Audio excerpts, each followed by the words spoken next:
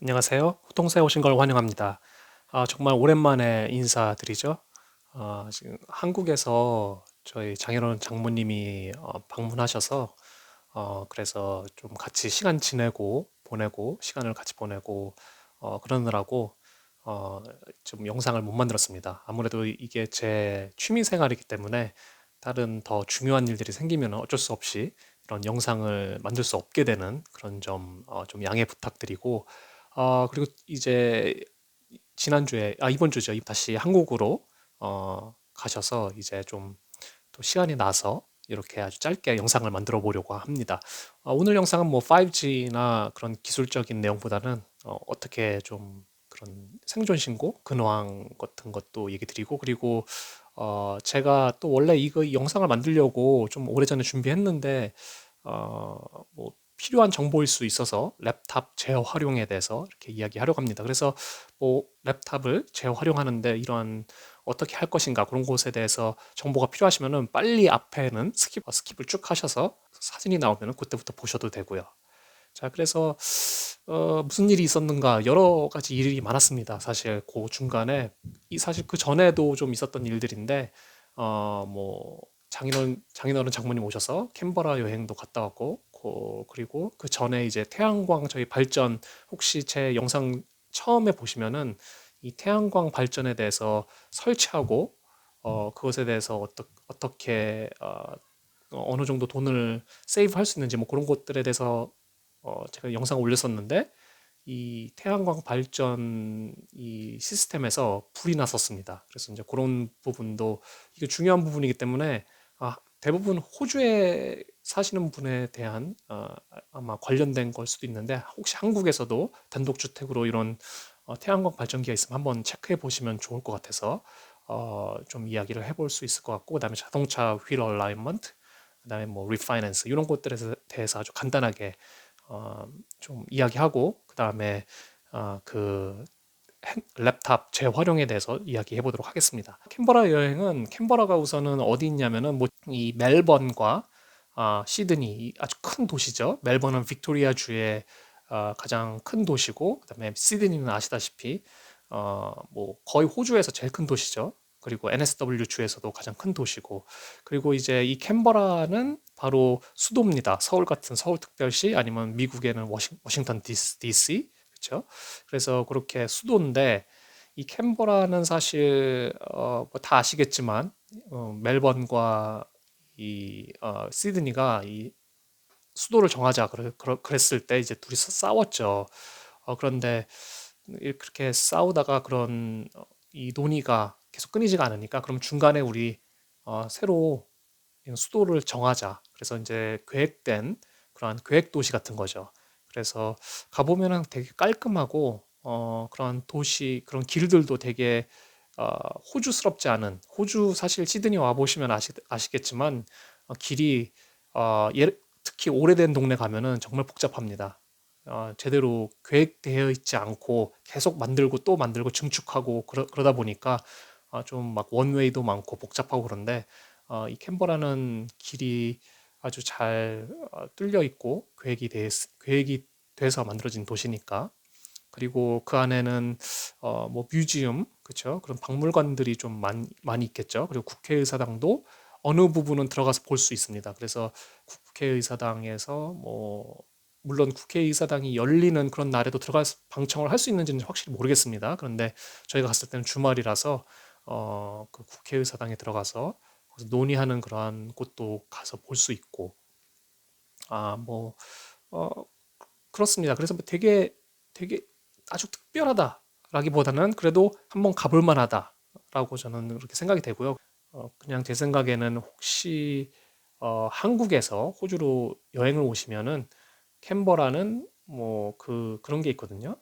그 일일 투어 같은 거 한국 분들이 운영하시는 그런 일일 투어가 있는데 그러면은 운전도 다 해주시고 그 가볼 만한 데 이렇게 다 내려다 주시고 그러기 때문에 그런 거 해서 한번 갔다 오면 좋지 않을까. 그래도 수도니까 한번 가보면은 그래도 볼 만한 게 있다 하지만 절대로 그 워싱턴 DC의 뭐 스미소니언 박물관 뭐 그런 거를 기대하시면 절대 안 된다. 예, 박물관들도 그렇게 크지 않고 좀 작고요.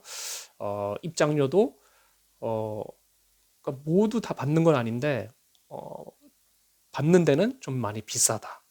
그것도 좀 생각을 하셔야 될 것 같습니다. 자, 그리고 중요한 거 이제 태양광 발전 화재에 대해서 좀 얘기를 해보려고 하는데 그 어느 날 제가 나갔는데 어, 바깥에 나갔는데 좀 이상한 쾌쾌한 냄새가 나더라고요. 그래서 어디서 어디 어느 집에서 불을 태우나? 그러고 막내를 둘합해주고 집에 왔는데 불이 다 꺼져 있더라고요. 그래서 왜 불이 꺼져 있지? 음, 불을 켜려고 해도 불이 안 들어오고 그래서 그 차단기 같은 게 있죠. 퓨즈 있는 그쪽에 가봤더니 여기 있는 여기 보이시죠? 이렇게 스위치 같이 있는 거? 요게 불이 타가지고 새까맣게 그을려 있더라고요. 완전히 형태가 없어질 정도로 불이 탔더라고요. 불이 나가지고 그래서 좀 깜짝 놀랐습니다. 다행히 저희 집 벽이 벽돌입니다. 그래서 이제 벽돌이 좀 그을리긴 했는데 만약에 나무집이었으면은 좀 아찔하죠. 그래서 좀 이 부분에 대해서 좀 이야기해드리고 싶어서 이게 중요한 내용이기 때문에 혹시 태양광 발전기가 연결이 돼 있는 설치가 돼 있으신 분들은 한번 집 바깥에 벽을 보시면은 요 인버터라는 것이 있습니다. 그렇죠? 인버터들이 있고 요 위에서부터 이제 태양광 패널에서 전기가 이렇게 내려오죠. 이렇게 내려와서 요거를 이제 DC 아이솔레이터, 그렇죠? DC 파워를 아이솔레이트는 이제 뭐 격리시키는 거, 뭐 그런 거죠, 그렇죠? 그래서 격리시키는 거. 그래서 요 스위치가 안전장치입니다. 사실은 안전장치로 뭐 인버터 일을 하거나 뭐 할 때 요 이 스위치를 꺼서 전기가 안 통하게 해주는 그런 스위치죠. 그래서 안전장치인데 제가 보니까 여기가 불이 났더라고요. 그렇죠? 아마 두 개가 있는데 여기에 불이 났을 겁니다. 예, 이쪽 거가. 그래서 뭐 난리가 났었죠. 불이 나서 뭐 전화하고 근데 사실 호주는 너무 느려서 전화했는데 거의 한 3주가 돼서나 와서 고쳐줬습니다. 그래서 참 그것도 참 힘들었는데 어쨌든 그 전기 기사랑 이야기를 했습니다. 이게 도대체 왜 불이 나냐? 이게 혹시 그런 결함이 있는 거냐? 그랬더니 가끔 어떠한 제품들은 결함이 있어서 불이 나기도 한다고 합니다. 왜냐면 여기에 이제 DC 파워가 들어오면서 이게 열이 발생하거든요. 근데 이제 좀 싸구려 제품을 썼으면은 여기서 이제 불이 날 수가 있는 거죠. 그래서 사실 안전을 위해서 만들어 놓은 건데 불이 나는 경우도 생기는 아주 좀 신기한 상황이죠. 그리고 사진을 봤더니 이 DC 아이솔레이터가 차라리 벽에라도 붙어 있으면 괜찮은데 이 지붕 위 솔라 패널 근처에 붙어 있어서 그 지붕 위에서 불이 나는 경우도 있더라고요. 그래서 제가 이것 때문에 막 구글로 서치를 해봤는데 그런 사례가 꽤 많이 있더라고요. 그래서 꼭 찾아보세요. 이 아이솔레이터가 혹시 지붕에 달려 있는지 아니면 벽에 붙어 있는지 그리고 벽에 붙어 있어도 여러분의 벽이 혹시 나무 벽에 붙어 있는지 그죠? 그러면 좀 위험한 거죠. 어, 그리고 어쨌든 이 불이 난 이유 그렇죠? 아까 말씀드렸듯이 디펙트가 있을 때는 뭐 어쩔 수가 없는 거죠, 진짜. 이게 우리가 디펙트가 있는지 없는지, 결함이 있는지 없는지 알 수가 없으니까. 근데 저희 같은 경우는 디펙트가 아니라 되게 신기한 게 여기 보시면 이렇게 관이 있죠. 이 안에 이제 전기선이 있는데 전기선을 보호하기 위해서 이렇게 플라스틱으로 커버가 돼 있는 이런 관이 있습니다. 그리고 여기는 그림이 없어서 제가 이렇게 그렸는데 이 솔라 패널에서 이렇게 동그랗게 이런 회색 같은 플라스틱 관으로 덮여 있죠. 여기도 전기선이 안에는 있고. 자, 근데 웃긴 게 이 위쪽에서 비가 많이 오면은 이 안으로 물이 들어온다는 겁니다. 저는 좀 이해가 안 되더라고요. 어떻게 그렇게 설치를 했는지. 근데 어쨌든 이 물이 들어온다고 합니다. 근데 이 전선도 피복이 있죠. 그래서 물이 들어와도 합선은 안 일어납니다. 처음에는. 그렇죠? 왜냐면 뭐 전선이 완전히 벗겨져 있는 상태가 아니니까 만약에 조금이라도 벗겨져 있으면 이제 거기서 합선이 일어나겠지만 벗겨져 있지 않는 상황에서는 이 물이 들어와도 뭐 상관은 없죠. 자, 근데 물이 계속 들어오면서 여기가 이렇게 차겠죠. 물이 점점 올라가겠죠. 자, 근데 물이 이 위로 올라가는 순간 여기는 뭐 여기서 이제 이 안으로 물이 들어가면 이 스위치에서 합선이 일어나면서 여기서 불이 나는 거죠. 그래서 정말 신기하게 이것도 전선을 보호한다는 취지에서 만들어놨는데 이것 때문에 그리고 이 위에서 제대로 작업이 안 된 그 이유 때문에 이제 물이 들어오는 거죠. 그래서 이 솔루션이 뭐냐 그랬더니 아주 간단하게 여기다 구멍을 뚫습니다. 요 밑에다가. 그래서 물이 물이 내려오면은 요 밑으로 물이 빠진다.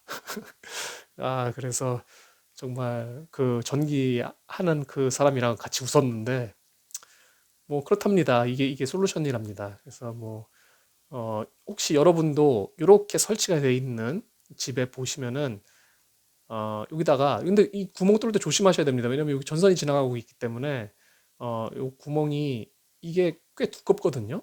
저도 뭐 그냥 칼 같은 거로 싹싹싹 하면은 뚫릴 줄 알았는데 드릴 같은 거로 뚫더라고요. 그래서 요거 혹시 이런 선이 있으면 조심하셔서 여기다 구멍을 한 두세 개씩 이렇게 뚫어 놓으면은 여러분은 이런 저와 같이 그런 불이 나는 그런 상황을 겪지 않으셔도 될 테니까 꼭 이 DC 아이솔레이터가 설치가 돼 있으면은 요거 한번 보시죠. 네, 그래서 이런 태양광 발전 화재가 있었고 뭐 결국에는 다 바꿔줬습니다. 이 인버터도 그 쇼트가 나가지고 다 고장 나서 새로 바꿔주고 그래서 지금은 잘 돌아가고 있고 결국에는 여기다 구멍을 냈습니다. 그래서 구멍 두 개를 뻥뻥 뚫어놔가지고 이제 비가 와도 물이 잘 빠지니까 이 위로 물이 안 올라가겠죠.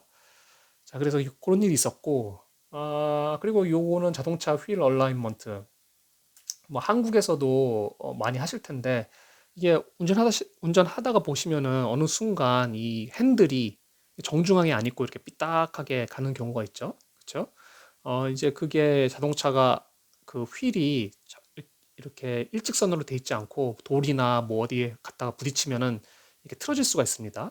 그러면은 이 휠 얼라인먼트 새로 잡는 거죠. 자세를 제대로 똑바로 잡아야 되는 거니까 하면 되는데 그 이게 뭐 그 일하시는 그런 정비 업체들한테 뭐라고 그러는 건 절대 아닙니다. 왜냐하면 하시는 분 이게 자동차들도 똑같습니다. 뭐 소프트웨어를 하시는 분들도 아시다시피 뭐 소프트웨어를 한다. 그래서 모든 분야의 소프트웨어를 다 잘 아는 것도 아니고 저도 이동통신을 하지만 이동통신의 모든 부분을 다 아는 게 아닙니다.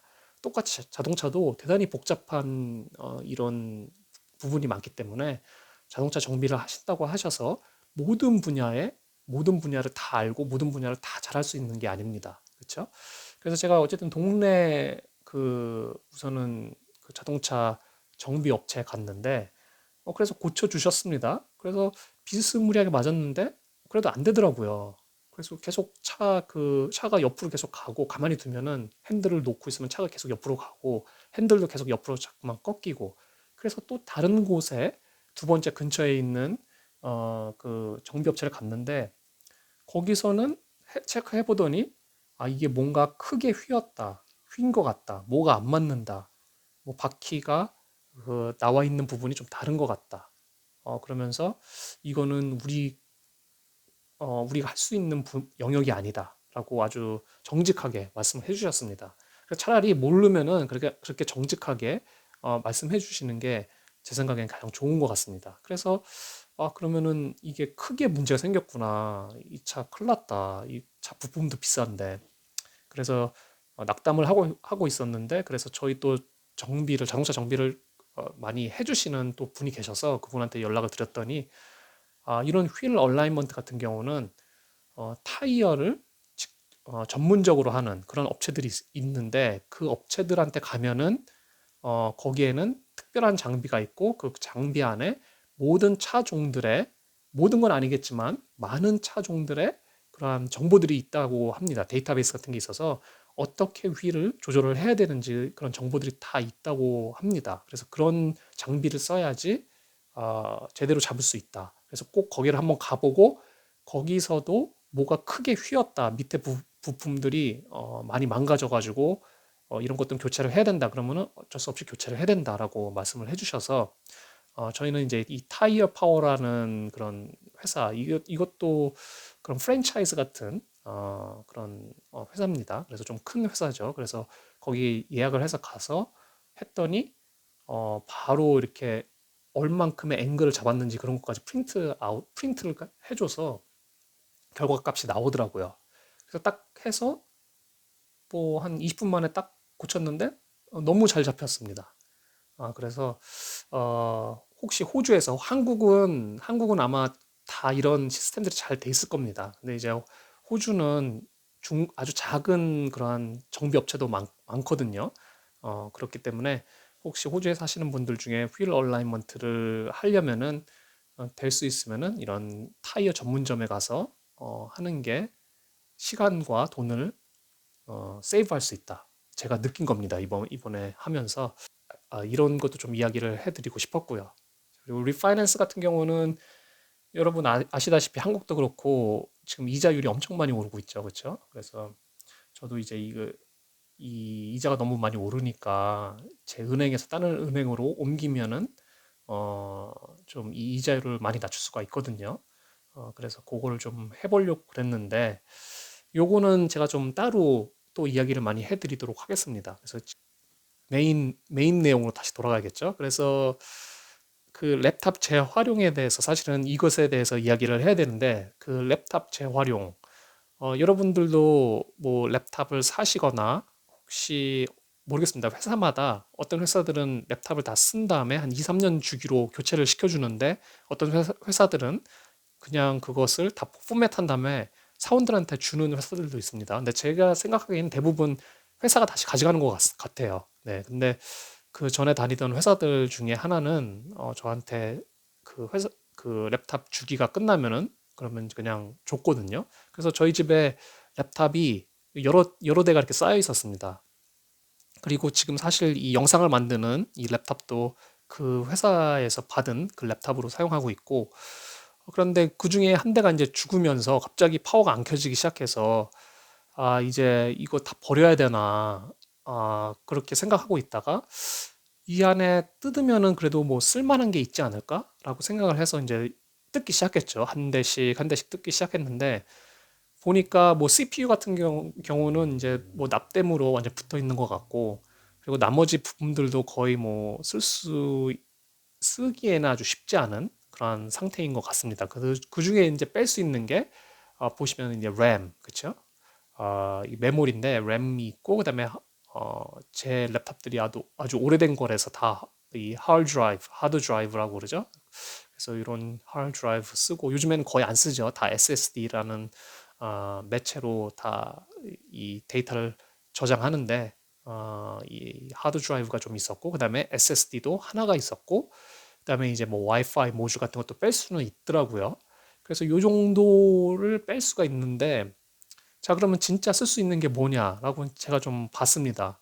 봤더니 뭐 이 와이파이 모듈 같은 경우는 뭐 사실 어디다 껴서 쓰기에 좀 쉽지 않을 것 같고 그리고 오래돼서 아시다시피 와이파이도 점점점 진화하면서 어, 이동통신이랑 똑같죠. 이동통신이 막 2G, 3G, 4G 이렇게 넘어가면서 5G 넘어가면서 그 스페시피케이션이 바뀌는 것처럼 이 와이파이도 여러분 뭐 와이파이 A, 뭐 AC, 뭐 그렇게 뭐 G 그런 와이파이의 규격들이 점점 발전하면서 더 좋은 와이파이 모듈들이 생기는 거죠.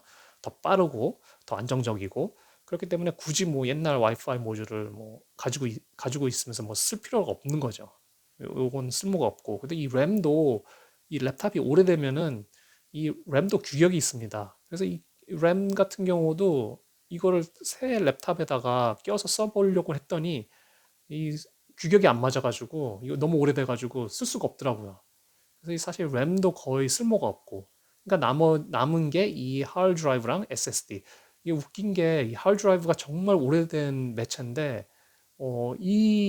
이 규격은 정말 오래 쓰더라고요. 아직도 쓰고 있고. 그래서 이 하드 드라이브, 그다음에 SSD 정도는 쓸 수 있겠구나라고 생각이 들었습니다. 자, 그래서 하드 드라이브를 살리기 위해서 제가 뭘 샀냐? 바로 이 하드 드라이브 헙이라고 해야 되나요? 도킹 스테이션? 뭐 그렇게 얘기하는데 아주 간단합니다. 그냥 하드 드라이브를 쓰려는데 어디다 연결을 해서 써야 되지 않습니까? 그쵸? 근데 여기다가 또 뭐 그 이동식 그 하드 드라이브 케이스를 또 사자니 귀찮고, 그리고 또 몇 대가 있는데 지금 세네 개가 있는데 그걸 하나하나 다 사가지고 쓰자니 귀찮고, 그리고 뭐 사실 하드 드라이브는 속도도 느리기 때문에 그냥 뭐 지금 너무 많이 있는 그러한 지금 제가 가지고 있는 그런 영상 제작한 것들 백업용으로 쓰면 좋을 것 같아서 그냥 이런 걸 사면 되겠다 해서 이걸 하나 아마존에서 샀습니다. 51불에 샀는데 사실 그때 세일을 해서 이거보다 더 싸게 산 것 같습니다. 그래서 어떻게 쓰냐? 여기다 그냥 하드 드라이브 여기다 꽂으면 됩니다. 그냥 딱 꽂고 파워를 키면은 바로 인식이 됩니다. 제가 지금 쓰고 있는데 뭐 괜찮더라고요. 예, 아주 간단하고 쓰기도 간단하고, 그리고 이제 요거 사시다 보면은 뭐 여러 가지 또 기능이 있는 것들이 있습니다. 그래서 뭐 클론 기능이 있어서 요 하드 드라이브 A에서 B로 뭐 클론을 누르면은 그냥 그대로 카피가 되는, A에서 B로 그대로 카피되는 뭐 그런 기능도 있고 있는데 뭐 저는 사용하지 않는데 그런 기능이 있는 그러한 제품도 있고요. 그리고 저는 또 이제 뭐 허브 같은 거로 쓰려고 여기 SD 카드도 들어가고 USB 3.0이 또 여기 들어갈 낄 수 있는 이러한 것도 있고, 이게 아예 없는 것은 좀 더 싸기도 합니다. 그래서 이런 것들 혹시 하드 드라이브를 랩탑에서 빼면은 이런 거 하나 있으면은 뭐 그런 뭐 사진이나 뭐 영상물이나 그런 것들이 너무 많아가지고 저장할 때가 필요하시면 이렇게 저장해 놓고선 쓰기 아주 편하다. 정말 쓰기 편합니다. 설치도 뭐 간단하고. 그래서 이렇게 하드 드라이브를 살릴 수 있다. 이런 한 40불에서 한 50불, 30불에서 50불 사이, 뭐 3만 원에서 한 5만 원 사이인 거죠. 그 정도로 쓸 수 있고, 그 다음에 SSD 같은 경우는 속도가 빠르죠. 그래서 이 SSD를 랩탑에 더 꽂아서 용량을 늘리면 좋겠지만 대부분 랩탑에 그 슬롯이 하나밖에 없기 때문에 벌써 다 쓰여 있는 경우가 많죠. 그래서 그런 경우에는 이런 인클로저라고 그러는데, SSD 인클로저. 그래서 뭐 그냥 이동식 SSD를 만드는 거죠. 그래서 이런 거 하나 사가지고 그냥 SSD 딱 꽂으면은 그런 돌아다니면서 그냥 컴퓨터에다 갖다 꽂으면은 바로 인식이 돼서 여기다 저장할 수 있고, 그래서 그렇게 재활용을 할 수 있는 거죠. 이것도 한 30불, 뭐 싼 거는 뭐 10몇 불짜리도 있습니다. 근데 어쨌든 좀 그래도 브랜드가 있는 게 좋지 않을까. 그리고 지금 이 제품 같은 경우는 이 바깥이 어, 금속으로 돼 있거든요. 근데 이제 좀 싸게 내려가면은 플라스틱 재질로 내려갈 수도 있고요. 근데 제 생각에는 그렇게 중요한 것 같지는 않고, 이 가장 중요한 거는 제가 요거를 사다 보니까 이 SSD 타입이 종류가 많더라고요. 그래서 요거 잘못 사면은 어, 그냥 쓸 수가 없게 된다. 그것을 깨달았습니다. 그래서 그것을 아주 간단히 말씀드리면은 이 SSD가 종류가 정말 많습니다. 이제 여러분이 랩탑을 뜯어보시면은 이렇게 조그만 SSD도 있을 수 있고, 이렇게 길다란 큰 SSD도 있을 수 있고, 그렇죠? 그리고 SSD 요 끝에 이제 이 들어가는 이 핀들 있지 않습니까? 이 핀도 타입이 뭐 M 타입, B 플러스 M 키, 뭐 이렇게 다르게 이렇게 모양이 있습니다. 그래서 이런 것들을 보시고 이 사는 인클로저가 이런 것들을 다 쓸 수 있는지 그런 것을 좀 아셔야 되고, 그리고 또 하나 중요한 게 이 SSD 지금 현재로는 거의 이 두 가지의 프로토콜이 있습니다. 이 SATA, 그죠? 이 SATA라는 프로토콜과 이 NVMe 프로토콜. 이 NVMe 프로토콜이 이제 새로 나온 거고, 이 SATA는 사실 이 옛날 하드 드라이브에서 쓸 때도 쓰던 이 프로토콜이거든요. 그래서 만약에 여러분의 SSD가 SATA를 지원하는데 인클로저는 이 NVMe만 지원한다. 그러면 이제 안 되는 겁니다. 이런 사이즈도 다 서포트하고 이런 키 타입도 다 서포트하는데 이 프로토콜이 안 맞는다. 그러면은 동작하지 않습니다. 그래서 여러분이 SSD를 뽑으면은 이런 데 막 찾아보면은 이렇게 뭐 이렇게 뭐가 붙어 있죠. 그러면 여기 NVMe가 붙어 있다거나, 아니면은 여기는 글씨가 잘 안 보이는데 여기도 뭐 MSATA 이렇게 SATA가 붙어 있으면 이건 SATA용, 아니면 뭐 NGFF 뭐 이렇게 써져 있으면 이것도 SATA, 그렇죠? 근데 NVMe가 붙어 있으면은 이거는 NVMe 전용 그러한 인클로저를 사셔야 된다, 그렇죠? 그래서 어떤 제품은 이 둘 다를 서포트한다. 그러면은 그게 뭐 최고겠죠. 그렇죠? 그리고 이제 사이즈 같은 경우도 이렇게 있습니다. 그런데 요즘에 나오는 인클로저 보면은 이 사이즈 이렇게 구멍이 여러 개가 있어서 사이즈에 맞게 집어넣을 수 있는 그러한 제품이 나옵니다.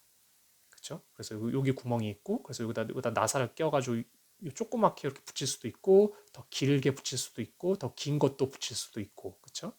그래서 이런 것도 잘 보셔야 됩니다. 여러분이 샀는데 내 SSD는 이렇게 긴 건데 여러분의 SSD 인클로저는 좀 작은 거, 뭐 2, 4, 2까지밖에 지원을 안 한다. 그러면은 낭패인 거죠. 그래서 사이즈도 잘 보셔야 되고, 요 키, 그리고 가장 중요한 프로토콜, 요 세 가지를 잘 보셔야 된다. 그래서 제 제품은 이런 거 같은, 요 정도 사이즈입니다. 그러니까 요게 아마 2230이었던 것 같습니다. 2230에, 그 다음에 이 NGFF, 그죠? NGFF, 그 다음에 요 M키가 아니라 B 플러스 M키.